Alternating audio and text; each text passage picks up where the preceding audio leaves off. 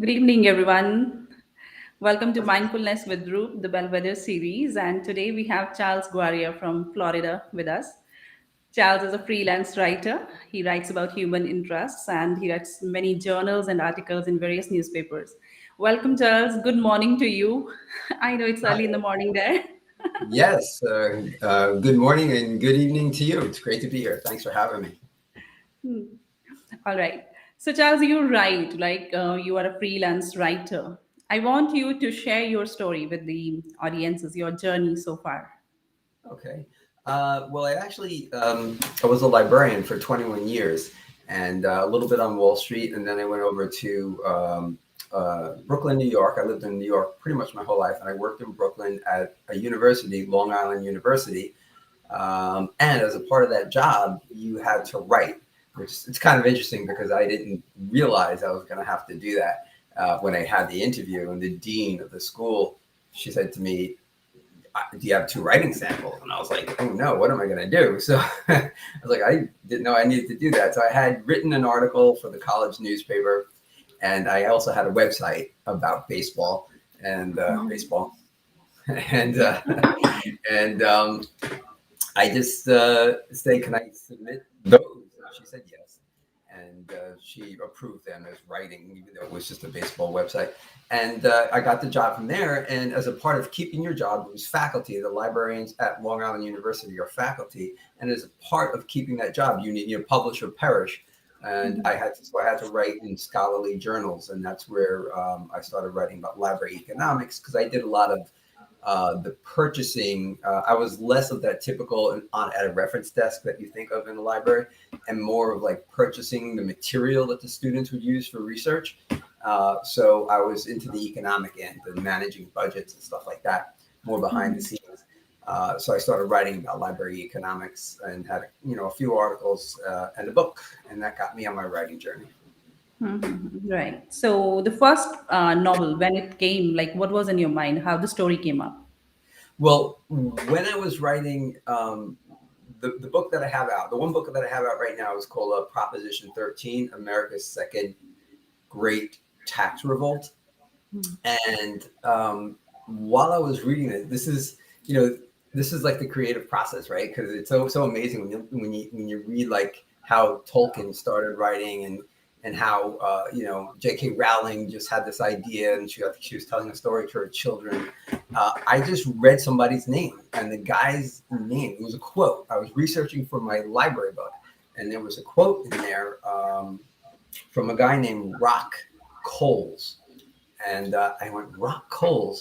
That's a really cool rock star name. I like, the guy's like a lead guitar player in a band, and his name is Rock Coles. And then after a while, I started thinking, that's a little cheesy, that's a little silly.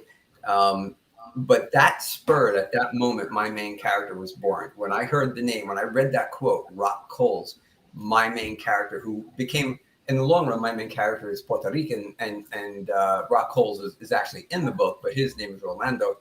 Um, However, when I read that quote, researching for my library book, is when it struck me that I should do this and try my talent somewhere else. Like the whole idea of writing a novel, so everything I ever wrote was factual, research-based, empirical research, going back in history and doing studies over the decades. So I was like, do I have the ability, like test my skills? Can I actually write a novel? I wanted to see if I could. And that's really what sparked the idea of it, and the library part for all people who start to write a novel. No, I'm sorry. A lot of people who start to write a novel don't realize the research involved. So, like Yeah. my library background really helped, because there's a lot of research involved in writing. That's something I would say to a new writer. Be prepared to do that, and the fact that I already had that skill made the novel writing much easier. Right. So it was not like you were like passionate for writing since childhood. Means gradually you started with it once you were working in the library and all. So it's Yes, hmm. Then you fell in yes, love with the writing and research work. Yeah. Love it. Yeah. Yeah. Hmm. Yeah. It's Even, yep. interesting to know because sometimes people they feel that some people are just gifted with the usage of words and all, and only few of us can become writers. It's not everybody's cup of tea or something like that. But you are an Right. example that like you as you told that when the lady told you that you have to write, then you were little tense, but then gradually you just took it up as a profession. Now you're writing and you now love writing and everything, so it's interesting to know. Yeah, you know what it was like a lot of librarians don't expect that they're ever going to have to write, because not too many librarians are actually faculty where that's going to be a requirement. Um, and I just, I'd written in college, and I just said, when my first article as a professional article, I just said, I'm going to write like I wrote in college, and not like worry so much, because a lot of my colleagues back then would want to like go to a class. How do I write? And listen to other people. And to a certain degree, you can do that, right? To Yeah. a certain degree, you can read about what other people do and how. But it's kind of like I told him, I said, this is like doing push-ups. Like you can only read about a push-up so long. If you want to Hmm. do a good push-up, you got Yeah. to do the push-up. If you want to be a good writer, you got to write. Sooner or Right. later, yes. So that's what I said. Absolutely. Yeah. So I was like, all right. So I went to a few symposiums and with them, and then I was like, I'm writing. I'm gonna write like I did in college, and see what happens. And that's what I did, and sent it out, and yeah, it got Hmm. published. So. So what is your usual like work environment? Quietness or seaside? Oh well, I think I mentioned this. The sun's starting to peek through the trees here. We um, my girlfriend and I have a great house here in Florida, and we have a nice backyard with trees and facing the sun rising, facing the east, so the sun's rising. And this is my office. This is it right here. There you go. There's my dresser. Beautiful. There's my dresser in my office. This is my office, and I look out, stare out the window. We have some bird feeders, and the birds come by. And when I need to think, I just stare out there and see the cardinal birds and watch the sunrise. And very quiet. Even like if you go to a bookstore. In America, we have Barnes and Noble. It's a very popular bookstore, and even there, the music's like a little too loud. Like I can't have music in the background. I need real silence so I can Hmm. work. Yeah. Hmm. Interesting, interesting. Very beautiful background. And as you've told me, I'm just imagining like sun rising over there and then bird feeders and all the trees around in your courtyard. Yeah. Interesting. All I'll right. post for anybody who's listening. Check out my. I'll post on all my social media later some of the photos. It's nice. Yeah, It's really good. definitely. I'll Squirrels watch that. running. Yeah, it's really good when you need to contemplate, when you just need to sit and think and figure out what your character is going to do next. Yeah, it's Yes, really absolutely. yes. Absolutely. So when you like write, so it's always about what you want to write or what the readers actually want to see or something like it's people's choice of stories, or you decide on your own that no, this is what I need to write and I want the people to read. So at the moment, I freelance for a newspaper in Florida called Hometown News, and Mhm. it's hyper local stuff. So I Mhm. cover uh, anything.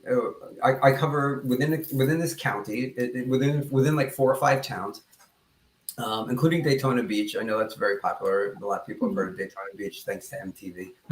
uh, and and the editor will tell me what to do, to directly answer your question. Like, I need you to cover this government meeting. Like tomorrow night, I'm going to a council meeting of the city that we live in, because there's big news coming, and he wants me to cover it. So it's hyper local stuff. Sometimes it could have a national or international appeal. Like I did a story on a company that's doing virtual reality training for fire service. So instead of like so it's hard to train to put out a fire unless you have an abandoned building. So they figured out a way to do that virtually. So I did that story, and basically the editor will tell me Hmm. what to do. And so they're not opinion pieces. Like I don't really put my thoughts into it because I'm actually more reporting Hmm. or doing a feature story. So Hmm. there are these two women who had a garden in their backyard, and they sell to local markets and local restaurants around here. And they do it. They have like this huge backyard, and they just grow like all kinds of. It looks like a farm in their backyard, and it was really awesome. So that's like a Hmm. feature story. So it could be anywhere from politics to being with the police when they're doing something with their canines. To an opening of a hospital, it's whatever they ask me to do. I just I'm there for them. Yeah. All right. So before moving ahead, let us, have some glimpses of your life. That All what right. do you do other than writing? Uh, so Just watch this.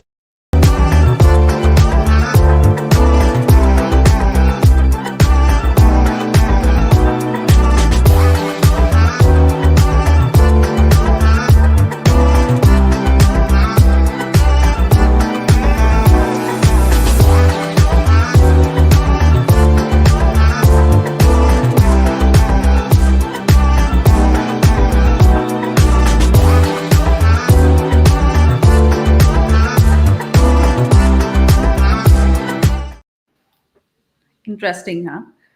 Rockstar. Rockstar life you lead. Yeah. that's kind of the So I image was that. asking you that what do you do when you're not writing? Okay. Well, I do. I'm an exercise enthusiast. I do go to the gym every other day. Hmm. I love fine dining. A nice glass of wine and going out to like a 4-star restaurant. That stuff is really a lot of fun. I'm a huge music fan, and Hmm. so I go to concerts all the time.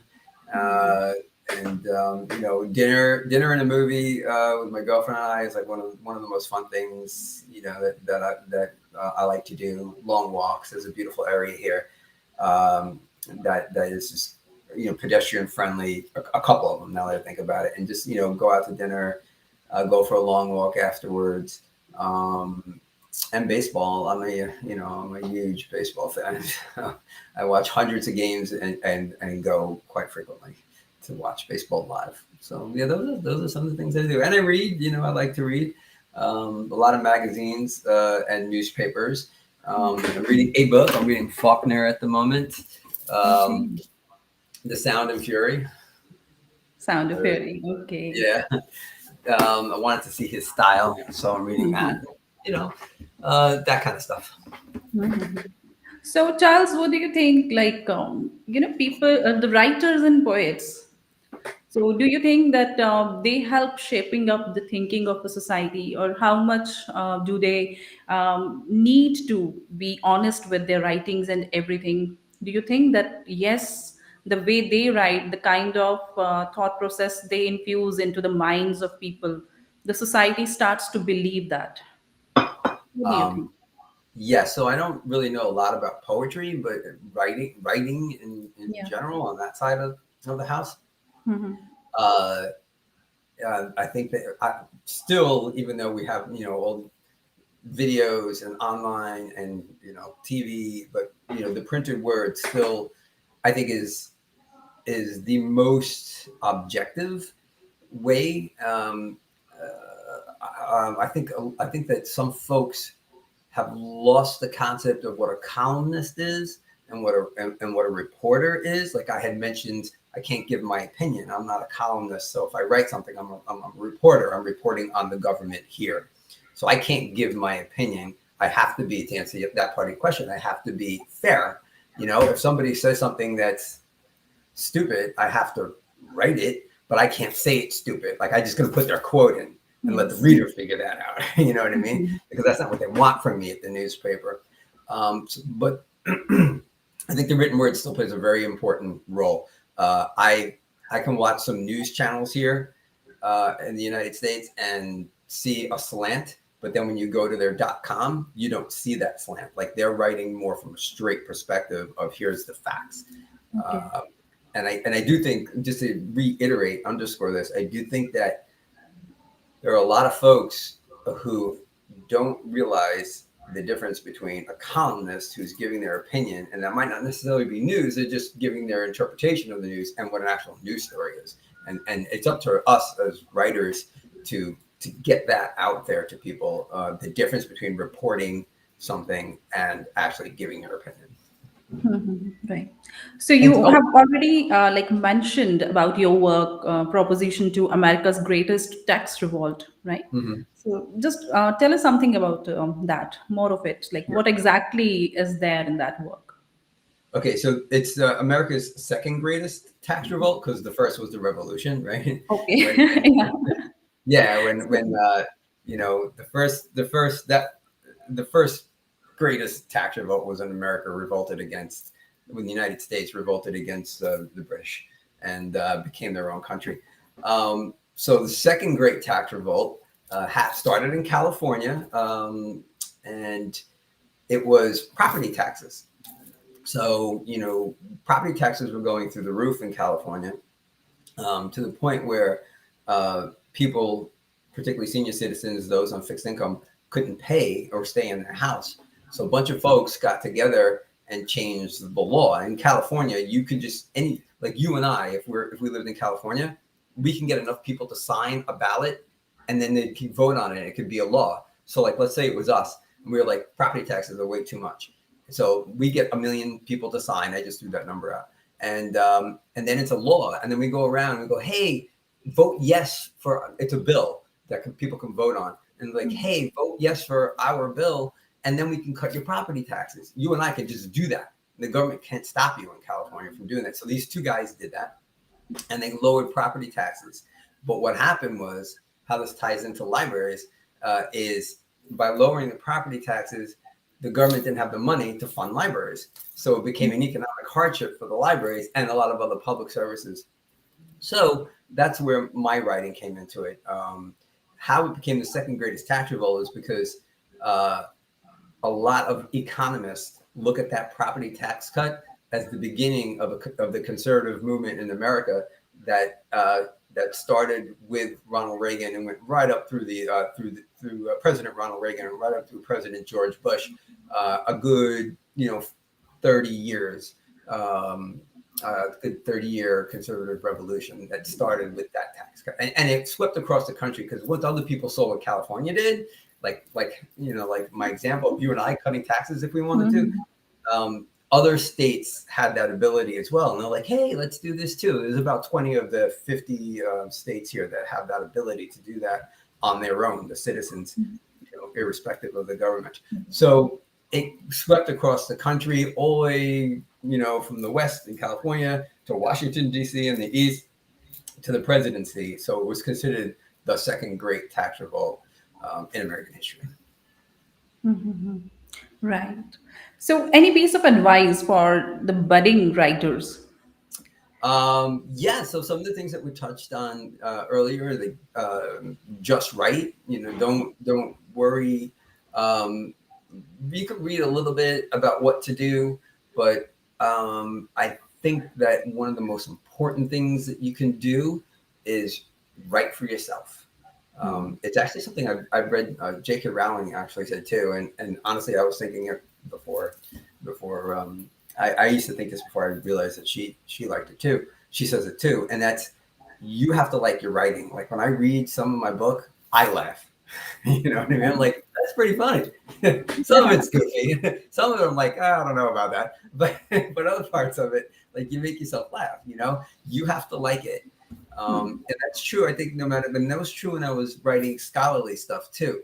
I A lot of people in the scholarly world will look for a place to publish before they write. Like I have this idea and now I need to find a publisher. I always felt, and I did this with my novel too, I always felt that if I like it, somebody else is gonna like it. There are like, what, 4.5 billion people in this world. I'm not the only one who finds this interesting. Other people will too. So just write what you like, write for yourself, entertain yourself, or if it's scholarly, teach yourself, and you'll find a place for it. And so that, I think, is super important. The other thing for a budding author is the research part. Hmm. Get into research. Use your local library, go online. Be a librarian. You go online and get into the research. Authenticity. I had a really nice guy. I won't say his name. I won't even look it up. The book's right over here on my bookshelf. Really nice guy who gave me a free book, but there were so many things wrong in the book. Like I would look stuff up and go, "That's not." Oh. Yeah, and so it ruins the integrity, right? So Hmm. make sure don't rely on your own memory, no matter how much you think you're right. Double, maybe even triple. I could be obsessive. I can triple check stuff. For instance, I, you know, plane flight prior to the terrorist attack on 9/11 was completely different than now. My Hmm. character flies prior to 9/11. I wasn't going to rely on my memory of what it was like in the 1990s to fly. I Yeah. went back and looked at it, even though I flew in the 1990s. So Hmm. make sure that, even if you think you know it, go back and look at it Yeah. again, research that topic, make sure you know it through and through, because the authenticity, you can blow, like that book I was referencing. You can just take the reader out Hmm. if you have something that's factually incorrect in your book. It is really like important to check the authenticity, and of course this research work, if you're not researched on a topic, then of course then any kind of fake data or something you might be sharing with the people and readers, they come to know about it. It's not, you cannot make the fool out of people or the readers. Right. It's Yeah. absolutely right. Yeah. Okay, so you're a fitness freak too, right? I have seen your social media photographs and everything that like you keep yourself fit. Yes. How's that? Like, why are you so much particular about everything? Yeah. I guess. During pandemic, you like learned all this, or like before pandemic too, you were worried and conscious about fitness. Yeah, before that. Yeah, Okay. good question. That's good. It actually started probably like 21 years ago, 22 years ago. I started going to the gym. I mean, going way back to high school. Now that I think about it, I always like to run and work out. I used to play football in high school, and so I was always like at the gym and stuff like that. But it became a little bit more of a constant, obsession type thing about 22 years ago. Um, I like to be active. It's kind of in the DNA of my family to just like, sitting around, like even here when I'm writing, I got to get up every hour and go do something. Being active actually helps keep your weight down because you're burning calories. You can just walk from one end of the house to the other once a day. And you know how many miles that would be at the end of the year? Like around like 20 miles, because you're just putting in the steps. So to me, I want to live a long life and I like being healthy and I like eating right. I put my head on the pillow at the end of the day. I want to know that I did the right thing in so many ways, but one of them is eating. Yeah. So like I said, I go to the gym every other day and uh, I run and I lift, lift weights, push ups, try to get a full body workout, and I eat right, lots of fruits and vegetables, and I just want to look as as healthy as I can. I need every edge I can get. Yeah. All right. So, now you must be like, as you're now, just told me a few minutes ago that you're reading Faulkner, and Yes. like any favorite book of yours, like when you were a child, anything you read, or when you grew up, like any favorite novelist or any favorite novel of yours. When I was a kid, there was a book I read quite often called Durango Street, and it was about gangs. And Mm-hmm. actually, one of the kids in the book was a great football player, um, and I read that one a lot. And you can see it's still available on Amazon. I checked in the last year just to see if Okay. it was still out there. It still is. Durango Street, if you're interested. Um, that's really good. I don't have a favorite writer because most of my Okay. reading is like books and magazines, um, Mm-hmm. which worked out great because I got this job freelancing for the newspaper. So I had an idea of how to write a newspaper article just from all the reading that I did. But I've always read the newspaper from cover to cover. I used to commute uh, Mm-hmm. into New York City, and so I had hours to read. And this was before online and smartphones, and I would just have the local newspaper, read it from cover to cover, all the way through. Um, there are some columnists that I really liked throughout the years. There was one a couple years back, Jack Anderson, folks here in the United States might know, and some there's some really great baseball writers. But as far as books, I read books to inform my writing. Like I'm reading Faulkner Hmm. because that particular book, The Sound and Fury, he uses a lot of different uh, points of view. A lot of different Hmm. narrators are in the book, different characters narrating at different times and things like that. And Hmm. and so that's why I wanted to read it because my book does that. I have like three different. My novel has three different narrations, three different point of views.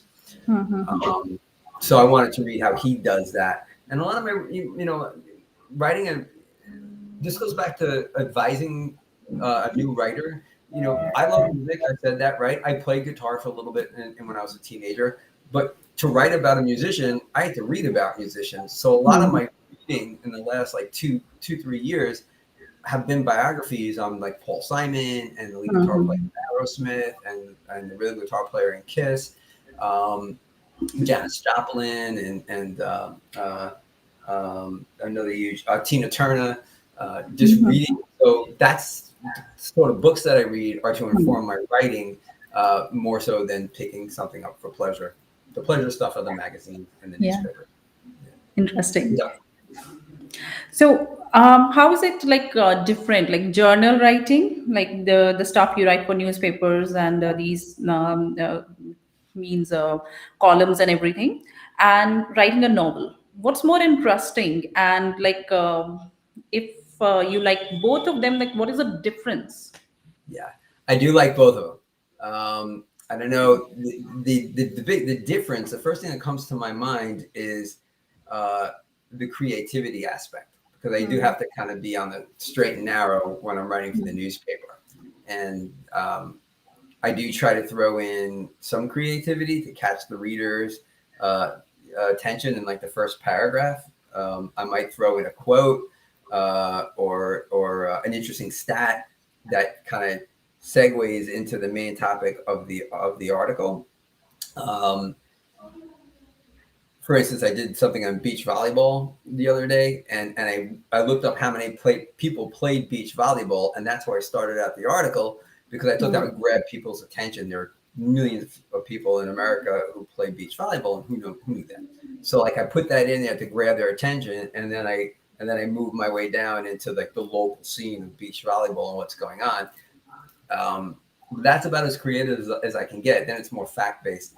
So the big difference there in my novel is I can be as creative as I want to be. You know what I mean? And it can go in a million different directions. And of course, your characters often tell you what direction you're going in. That's the sort of writer I am. There are people who have handsters and people who outline everything, and I Hmm. am not a planner too much. I might have a list in my head, but I don't like write things down and say, okay, my main character is doing this today, and this is how we're gonna. I kind of just let it flow. So there's more creativity in the novel process Hmm. for me than there is, writing for the newspaper. Hmm. Right. So, what are the future plans like? What are you working on at present? So at this moment, my book, the manuscript that, is out with almost as many as 15 people reading it, beta readers. They're reading it right now, and I've gotten some feedback, and it's all been very positive. They like the twists in the book, and they like the main character Orlando a lot. Um, so at the moment, I'm trying to get some more freelance work. If I can get that, writing. Anybody need to hire a freelance writer? Look me up. Absolutely. Yeah. Yeah, I'll write anywhere for anyone. I'll go anywhere. I'll write about anything. Just hit me up online, and I would love to do it. Do more of that. I have an idea for another book. I there's a couple things here. I have an idea for another book that has nothing to do with this book, but I also have an idea for a sequel to the novel that's being beta read right now. But in the next 12 months, I will either self-publish this book or have a publisher. So that's where I'm going. Um, Early next year, I'll be looking into either one of those two things early next year. Mhm. I want you to like tell the viewers about your all your social media handles and your website, so that if somebody wants to read your work, they can just explore the sites. Okay, great. Thanks for asking. I have I lived on Long Island, so when I started this, my handle online is actually Chuck Long Island. So if you just put at Chuck Long Island, you're gonna find like everything. Uh, um, Also, my website is chucklongisland.com. So I didn't change that when I moved here. I moved here to Florida 2 years ago. I didn't change it because it was already established, and I was already like building a following and Yes. stuff like that. So I was like, I'll just keep it. And so I am on everywhere but TikTok right now. So Instagram, Twitter. There is a YouTube channel, although I have to admit that I don't do too much there. But there is a YouTube channel. Facebook, two places. I have an author Facebook page and a personal one. You can follow me on both. And the difference there is like my author stuff, everything. The only personal page I have is the Facebook page. All the other stuff is for professional. And there's a lot of music and a lot of baseball on my personal one. The professional one is really like all writing. So, but please follow me on all of them. I would appreciate it. Yeah. Thank you so much, Charles, for taking out time so early in the morning and agreeing for this interview. Interesting story so far. You're a like party animal, fitness freak, lover of writing, and like a fantastic person to know. Thank you so Oh, much thank for you. You're joining welcome. me today. Yeah, Thank thank you. Thanks for having me. I'd love to do it and can't wait to come back. Thank you so much. Yes, of course. You complete your next work, and again, I'll be inviting you to know more Awesome. about that. Yeah. All right. Thank you, viewers. So it was Charles Guarria from Florida, USA. He's a freelance writer, and as he has told that we can find him on his through website and other social media handles. So it's the website. Once again, I'll just put a stress on that. ChuckIsland.com. Well, chucklongisland.com. chucklongisland.com. So please explore Charles' work, and I'm very sure that you're going to fall in love with his writings. Thank you so much, everyone. Thank you, Charles. Thank you. Thank you. Goodbye. Goodbye. Have a great day.